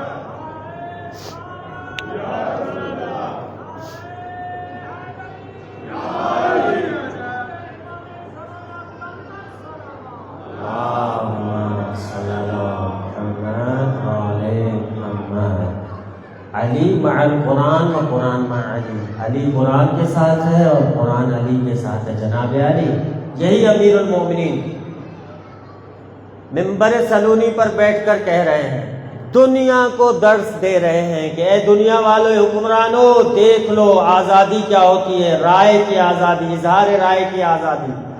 فرمایا کہ مجھے جباروں کی طرح حکمرانوں کو، خطبہ نمبر 214، اگر کسی کو دیکھنا ہے، اگر کسی کو یہ اللہ تبارک و تعالیٰ توفیق دے ہمارے نوجوانوں کو، اگر یہ خطبہ پڑھنا چاہیں تو نہج البلاغہ سے پڑھ رہا ہوں، خطبہ نمبر 214۔ مولا منبر سلونی سے فرماتے ہیں کہ یاد رکھو، میں کوئی جابر حکمران یا جابر سلطان نہیں ہوں۔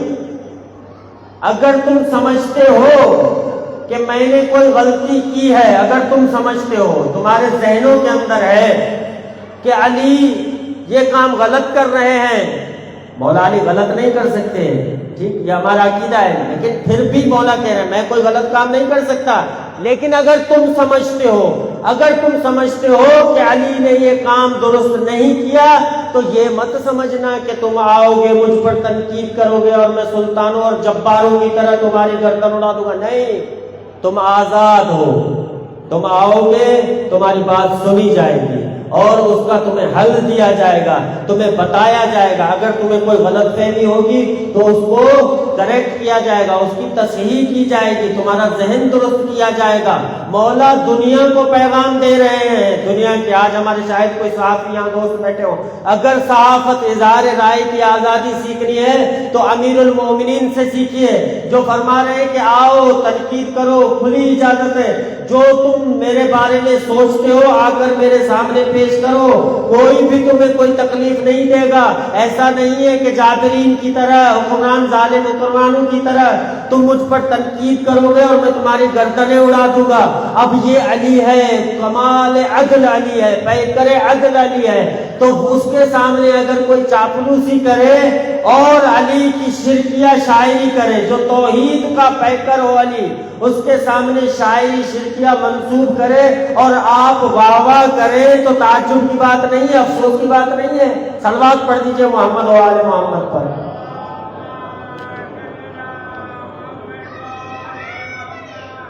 یا علی، مولا امام جعفر صادق علیہ السلام کا قول ہے کہ حب الدنیا سر الخطایا، یہ جو پیٹ ہے نا حب دنیا، جڑ ہے تمام خطاؤں کی، تمام گناہوں کی۔ یہ جو ہمارے اہل منبر ہیں ان کی بھی اکثر کی بات کر رہا ہوں، سب کی بات نہیں کر رہا، اکثریت کی بات کر رہا ہوں، جو اکثر ہیں، جو خطیب یہاں پر آتے ہیں، موضوع یہ ہے کہ موضوع کیا ہے جناب علی، خطیب دیندار ہونا چاہیے۔ آپ کو میں خطبہ کی مثال دوں، ہمارے ایران کے اندر کچھ ایسے خطیب ہم نے دیکھے جن کے بارے میں مشہور ہے کہ ان کی نماز تہجد مس نہیں ہوتی، مولا کے خطیب ہے، اور پھر ان کے اندر جب وہ پڑھتے ہیں تو کیا اثر ہوتا ہے ان کے ذکر کے اندر، کیونکہ تاثیر آپ کی زبان میں تبھی آتی ہے جب آپ عمل کرتے ہیں۔ ذکی حیدری خود گنہگار ہوگا، خود برائیاں کرتا پھرے گا، جتنا بھی بول لے کہ تم لوگ سدھر جاؤ تو وہ سدھرنے والے نہیں ہیں، کیوں؟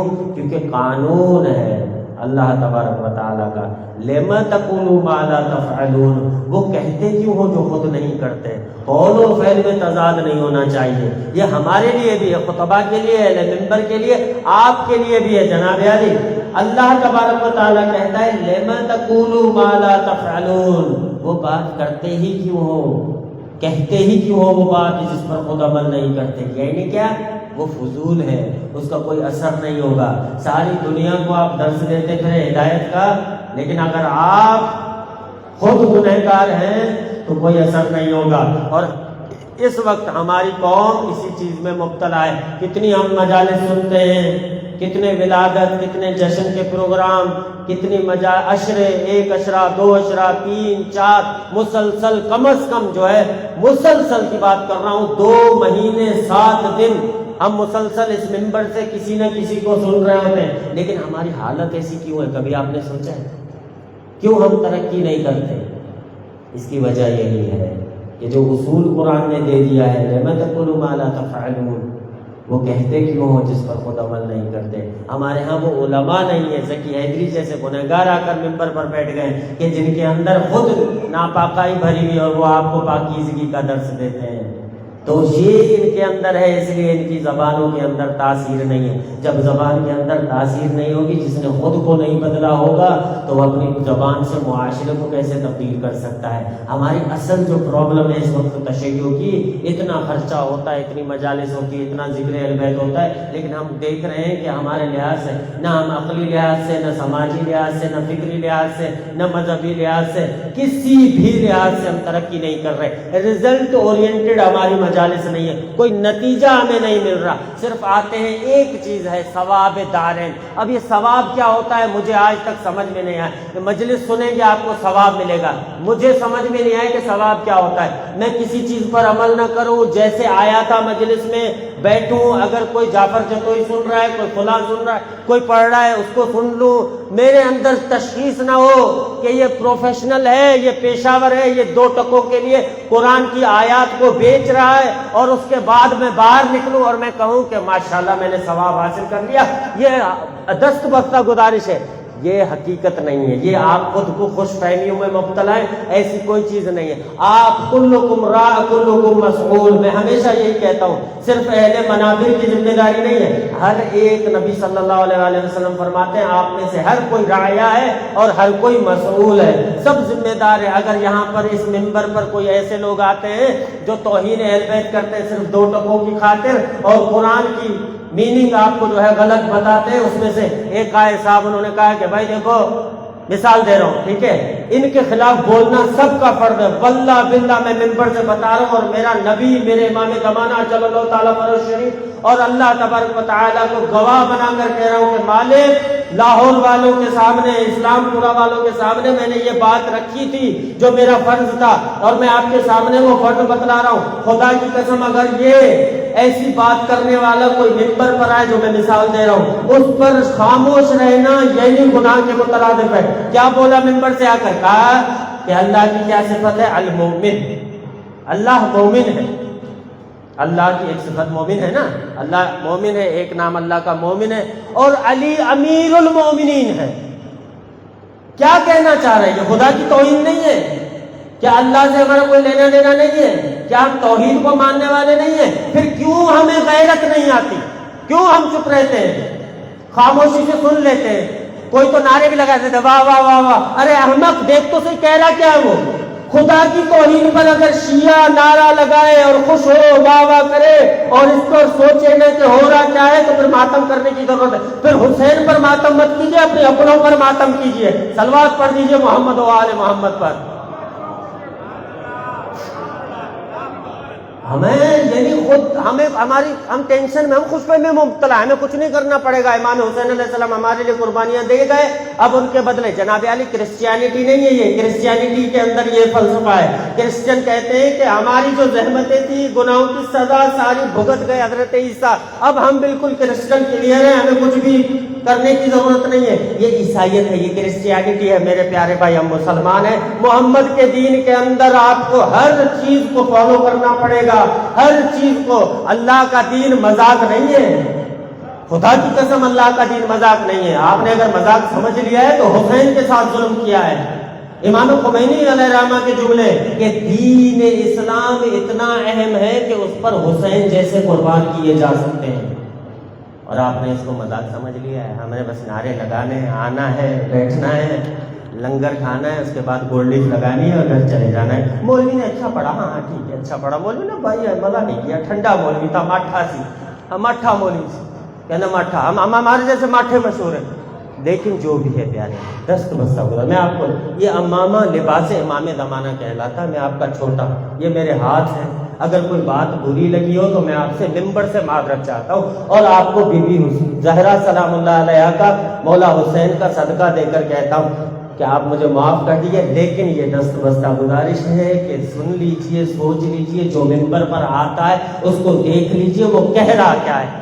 اگر ہم مل کر کام نہیں کریں گے تو اس ممبر پر سے مظالم ختم نہیں ہوں گے، یہ ہم سب کی ذمہ داری ہے۔ اور اللہ تبارک و تعالیٰ سے یہ دعا ہے کہ اللہ تبارک و تعالیٰ ہم سب کو یہ توفیق دے کہ آئندہ جو ہے جب مجلس میں بیٹھیں تو اگر کوئی غلط بات کہے تو مولا عباس والی شجاعت اور جلال ہمارے اندر آ جائے کہ تیری زبان کیسے چلی، تو میرے سامنے، علی والے کے سامنے اللہ کی توہین کر رہا ہے۔ صلوات پڑھ دیجئے محمد و آل محمد پر۔ کلکم راع کلکم مسئول۔ جناب علی، میں نے آپ سے دست بستہ، یہ جہاں میرے بزرگ بھی موجود ہیں، میرا مقصد کسی خاص شخص کو کہنا نہیں تھا، یہ پوری قوم کا مسئلہ اس لیے عرض کیا تھا، لیکن یہاں پر بیٹھیے، یہ عقل ہوتا ہے نا، یہ عقل اللہ تبارک و تعالیٰ، امام جعفر صادق علیہ الصلوۃ والسلام کا قول ہے، صلوات پڑھ دیجئے محمد وال۔ یہ جو آپ کی عقل ہوتی ہے نا، اس کو پتہ ہے کیا کہا گیا ہے؟ پیغمبر باطنی۔ پیغمبر کہا گیا اس کو، کیوں؟ کیونکہ یہ ہدایت کرتی ہے نا۔ پیغمبر کا کیا کام تھا؟ پیغمبر کا کام تھا ہدایت کرنا نا۔ تو یہ پیغمبر باطنی ہے، باطنی یعنی چھپا ہوا، ظاہر نہیں ہے۔ عقل کو پیغمبر کہا گیا ہے۔ بنی اسرائیل نے ان پر عذاب کیوں آیا؟ کیونکہ انہوں نے پیغمبروں کو قتل کیا تھا۔ ظاہری پیغمبر تھے۔ اب ظاہری پیغمبر جو آنے کا سلسلہ نبی صلی اللہ علیہ وآلہ وسلم کے ساتھ تو وہ منقطع ہو گیا اور کوئی بھی نبی نہیں آئے گا۔ ظاہری نبی کی بات نہیں کر رہا، یہ دماغ کے اندر آپ کا جو عقل ہے نا، اس کو کہتے ہیں پیغمبر باطنی۔ یہ پیغمبر باطنی ہے۔ اچھا، اگر اس سے ہم کام نہ لیں، اس کو چھوڑ دیں، تو اس کا قتل نہیں ہے؟ یعنی آپ نے اس کو قتل کر دیا نا، اس سے کام نہیں لے رہے، پیغمبر باطنی عقل کو استعمال نہیں کر رہے، تو سمجھ لیں آپ نے اس کو قتل کر دیا۔ اگر آپ نے ایک پیغمبر کو قتل کیا تو آپ کی کس کی سنت پہ چلے؟ بنی اسرائیل کی سنت پہ۔ تو خدا را اپنی عقلوں کو چارج رکھیے، اپنی عقلوں کو ایکٹیو رکھیے، یہ ذمہ داری ہے آپ کی۔ اور زیارت وارثہ جو ابھی آپ نے پڑھی ہے نا، اس کے اندر جو خاموش رہتے ہیں، کربلا کے اندر جو خاموش رہے اور جو راضی رہے، ان پر بھی لعنت کی گئی ہے۔ خدا نہ کرے ایسا ہو کہ ہم بھی اس زمرے میں آ جائیں کہ ظلم ہوتا رہا اور خاموش۔ مولا حسین کی زیارت وارثہ ہمیں یہ بتلا رہی ہے کہ جہاں بھی ظلم ہوگا، کسی لحاظ سے بھی ظلم ہوگا، تو حسینی خاموش نہیں بیٹھے گا۔ صلوات پڑھ دیجئے محمد و آل محمد پر۔ قرآن کی ایک آیت ہے، لن تنالوا البر حتی تنفقوا مما تحبون۔ ذکر قرآن تھا تو اس طرح سے قرآن کی ایک آخری نقطہ لے کر میں اس کو مسائل کی طرف لے جاؤں۔ لن تنالوا البر، چوتھا پارہ، اس کی پہلی آیت، لن تنالوا البر حتی تنفقوا مما تحبون۔ آپ جو ہے نیکی کی، بر کی منزل تک پہنچ ہی نہیں سکتے سوائے اس کے کہ آپ اپنی محبوب ترین چیز قربان کرتے ہیں۔ کسی کی محبوب ترین چیز کیا ہو سکتی ہے جناب علی؟ گاڑی، بنگلہ، یہ ساری چیزیں۔ لیکن سب سے محبوب ترین چیز کیا ہوتی ہے؟ انسان کی جان۔ انسان اپنی جان بچانے کے لیے گاڑی بھی دے سکتا ہے، بنگلہ بھی دے سکتا ہے، بینک بیلنس بھی دے سکتا ہے، سب دے سکتا ہے، لیکن کہتا ہے کہ میری جان بچ جائے۔ کربلا کے اندر فطرتیں چینج ہوئی ہیں۔ جب اللہ نے آواز دی لن تنالوا البر حتی تنفقوا مما تحبون، تم لوگ نیکی کی منزل کو پا نہیں سکتے جب تک اپنی محبوب چیز کو قربان نہ کر دو۔ تو میرے مولا حسین نے جواب دیا کہ اے میرے مالک، تو نے ایک چیز کی بات کی تھی نا، میں ہر چیز اپنی قربان کر دوں گا، میں اکبر کو بھی قربان کر دوں گا، اصغر کو بھی قربان کر دوں گا، قاسم کو بھی قربان کر دوں گا، اور آخر میں اے میرے مالک تو راضی ہو جا، زینب کو بازاروں میں بھی پھرانے کی اجازت دے دوں گا اور اس کو پابند رسن بھی دیکھ لوں گا۔ آخری دن چل رہے ہیں نا، بی بی زینب سلام اللہ علیہا کا مسائل پڑھتا ہے مجھے، میں شخصیت زینب کو دیکھیے کتنا صبر ہے۔ خدا کی قسم جو شہید ہو گئے انہوں نے تو وہ مناظر نہیں دیکھے نا۔ سلام ہو زینب اور سجاد پر کہ انہوں نے کیا کیا مظالم دیکھے۔ حبیب نے تو چند لاشیں دیکھے ہوں گے نا، مولا حسین نے تو چند لاشیں دیکھے ہوں گے، مولا عباس نے تو چند لاشیں دیکھے ہوں گے، لیکن بی بی زینب اور امام سجاد نے کیا کیا مناظر نہیں دیکھے۔ یہی زینب جب مولا عباس آتے ہیں نا خدا حافظی کے لیے، تو بی بی جو ہے ان کی آنکھوں میں آنسو ہیں، عباس کو غور سے دیکھتی ہیں، وہ پوچھتی ہیں سیدانی آپ کیوں رو رہی ہیں؟ کہا کہ عباس یاد ہے نا 21 رمضان کو جب میرے بابا کا زخمی سر میری گود میں تھا، اس وقت میرے بابا نے مجھ سے فرمایا تھا کہ اے زینب تجھے شام کی بازاروں میں پھرایا جائے گا۔ عباس اس وقت مجھے یقین نہیں آتا تھا کہ جب میرے بھائی عباس جیسے بھائی زندہ ہو تو کون ہے، کس کی ہمت ہے کہ مجھے بازاروں میں پھرائے، لیکن عباس آج یقین آ گیا۔ عباس چلے گئے، جب مولا حسین سے رخصتی کی مولا حسین عباس سے جب رخصتی کر رہے ہیں، خدا حافظی کر رہے ہیں، ان کی قبر پر، ان کی لاش پر، عباس کی لاش اطہر پر کھڑے ہو کر حسین نے جملے فرمائے، اے عباس، وہ آنکھیں جو تیرے خوف سے سو نہیں پاتی تھی، آج وہ سکون کی نیند سوئیں گی، اور آج سے زینب کی آنکھیں کھلی رہیں گی، آج سے زینب پہرے دے گی۔ روایات میں ملتا ہے کہ قافلہ چلا، قافلہ جب شام کی دربار کے قریب پہنچا نا تو بی بی زینب سلام اللہ علیہ چل چل کر تھک گئی تھی۔ مولا سجاد فرماتے ہیں کہ ایک دروازہ آیا، دوسرا آیا، تیسرا آیا، 7 دروازے تھے۔ ایک مرتبہ میں نے دیکھا کہ میری جو پھوپھی اماں ہے وہ درد سے مارے جھک رہی ہے۔ میں نے جا کر اماں کو سہارا دیا، میں نے کہا کہ پھوپھی اماں کیوں، کیا ہوا آپ کو؟ یہ مجھے بڑی ہی عجیب نگاہوں سے دیکھنے لگی۔ بی بی زینب سلام اللہ علیہ مولا سجاد کو بڑی عجیب نگاہوں سے دیکھ رہی ہیں اور کہا کہ اے سجاد، میں گھبرائی نہیں ہوں، لیکن مجھے میرے بابا کا قول یاد آ گیا ہے۔ میرے بابا نے کہا تھا، اے میری بیٹی، جب تو دربار شام میں جائے گی تو گھبرانا نہیں، سجاد کی صورت علی تیری مدد کے لیے موجود ہوگا۔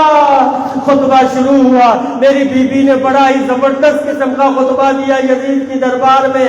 جب شروع کیا نا خطبہ، الحمد سے شروع کی، اس کے بعد جب نبی صلی اللہ علیہ وآلہ وسلم پر درود بھیجا تو وہاں پر ایک صحابی موجود تھا، وہ اندھا تھا، اس نے کہا، ارے یہ تو زہرا کی بیٹی معلوم ہوتی ہے۔ ارے دربار والوں، تمہیں کہا گیا تھا کہ کوئی باغی ہے، لیکن تو یہ تو زہرا کی بیٹی معلوم ہوتی ہے۔ بی بی نے خطبہ دیا، ایک بڑا عجیب جملہ فرمایا یزید سے مخاطب ہو کر، کہا کہ یزید تمہیں کس چیز کا گھمنڈ ہے؟ امن العدل ابنۃ لقا، اے ہمارے آزاد کردہ غلام کے بیٹے، تو کس چیز پر فخر کرتا ہے؟ آج تیری قمیضیں تو پردوں کے پیچھے ہے اور آل رسول کو تو شہروں اور بازاروں میں گھماتا ہے۔ بی بی نے جب یہ خطبہ پورا کیا، ایک مرتبہ کیا ہوا، ہند اپنے کمرے سے باہر آئی، یزید نے دیکھا کہ کہا اندر چلی جاؤ، کیوں باہر آئی ہو؟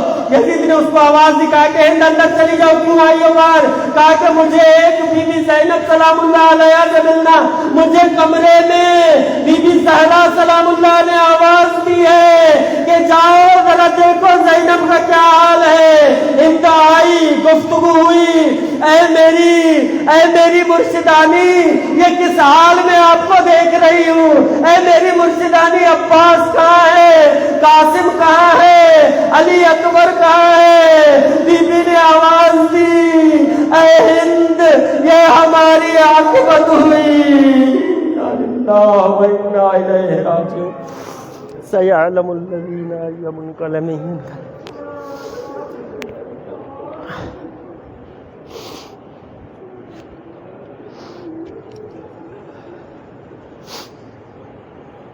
خدایا بحق محمد و آل محمد، ہماری یہ قلیل سی عبادت اپنی بارگاہ میں منظور و مقبول فرما۔